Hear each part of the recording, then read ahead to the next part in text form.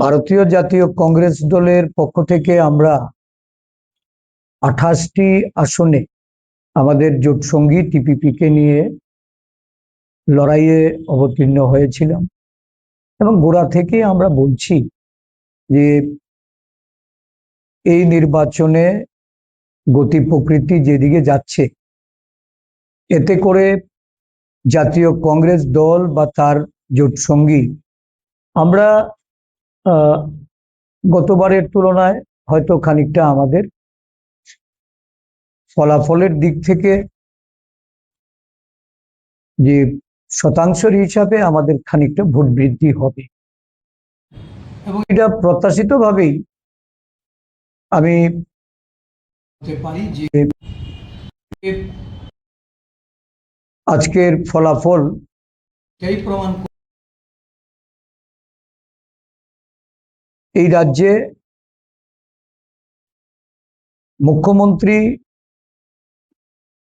আদিবাসীদের ভাবাবেগে উনি আঘাত করার চেষ্টা করেছেন।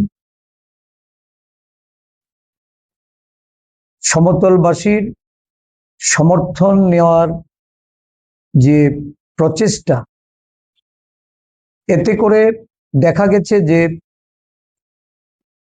প্রত্যাশিতভাবেই আদিবাসী ভোট, তাদের আবেগের ভোট, এটা টেপরামতার পক্ষে।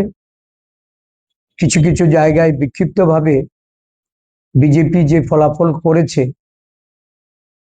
দিল্লিতে বসে যে ছক রচিত হয়েছে, এটার বাস্তবায়ন আজকের ফলাফলের মধ্য দিয়ে দেখা গেছে। তো কংগ্রেস দল বরাবরই আদিবাসীদের তাদের বাস্তব পরিস্থিতি, উন্নয়নের যে দিশা, এই দিশা সম্পর্কে অবহিত করার আমাদের যে প্রয়াস ছিল, খানিকটা হলেও এটা আমরা ফলপ্রসূ অবগত করাতে পেরেছি। কিছু কিছু জায়গায় আমাদের সপক্ষে মানুষ ভোট প্রদান করেছেন। আগামী দিন আমাদের আদিবাসীদের স্বার্থে যে লড়াই, এই লড়াই এটা বজায় থাকবে। আমি সমগ্র এডিসি এলাকায় বসবাসকারী জনগণের কাছে আবেদন রাখব যে কোনো মূল্যে শান্তি বজায় রাখা। রাজ্য প্রশাসনের কাছেও বলবো অশান্তির বাতাবরণ যেন সৃষ্টি না হয়।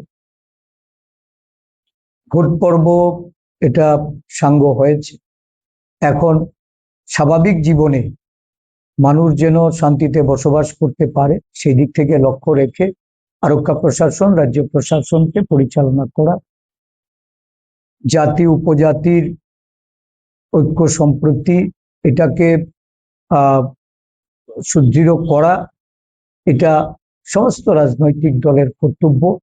জাতীয় কংগ্রেস দল আমাদের নীতি আদর্শের প্রতি আমরা নিষ্ঠাবান হয়ে সজাগ সতর্কতার সঙ্গেই আমরা এটা পালন করব।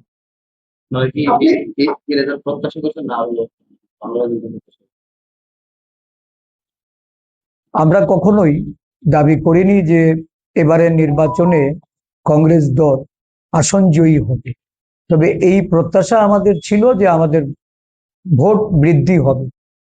এখনো সম্পূর্ণভাবে আমাদের কাছে ভোটের পরিসংখ্যানটা আমাদের কাছে এসে পৌঁছয়নি, তবে যতটুকু আমি জানতে পেরেছি খানিকটা হলেও আমাদের ভোটের মার্জিন বেড়েছে। আমরা খানিকটা গতবারের তুলনায় ভোট বৃদ্ধি করতে সক্ষম হয়েছি। তবে এটা প্রত্যাশিত ছিল, যেভাবে রাজ্যের মুখ্যমন্ত্রী টেপরামথার প্রতি উনি ওনার বক্তব্যের মাধ্যমে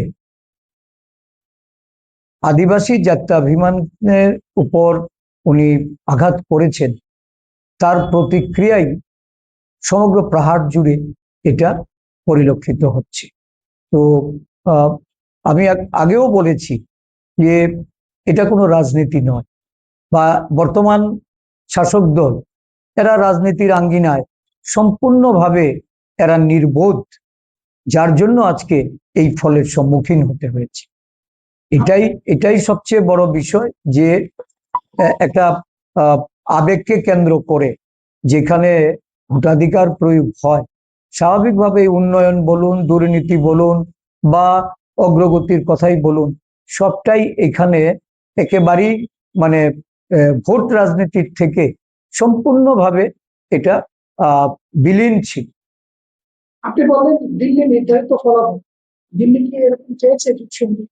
এখন দেখুন, এরা এই রাজ্যে যতই তারা ঝামেলা করুক, নিজেদের মধ্যে সংঘর্ষ সংঘাত যাই কিছু থাকুক, এরা দিল্লিতে গিয়ে একই ঘরে একই দরজায় ঢুকে এরা মিলেমিশে বসেই এদের নীতি নির্ধারণ করে।